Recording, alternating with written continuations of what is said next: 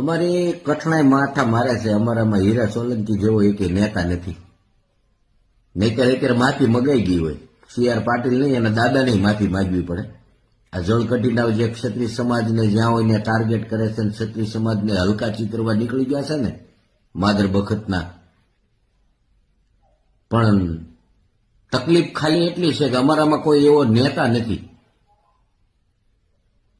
આમ કરીને કહી દે ને એવો હરામ બરોબર એક પણ જળકટો બોલે ને અમારો તો મને કહેજો.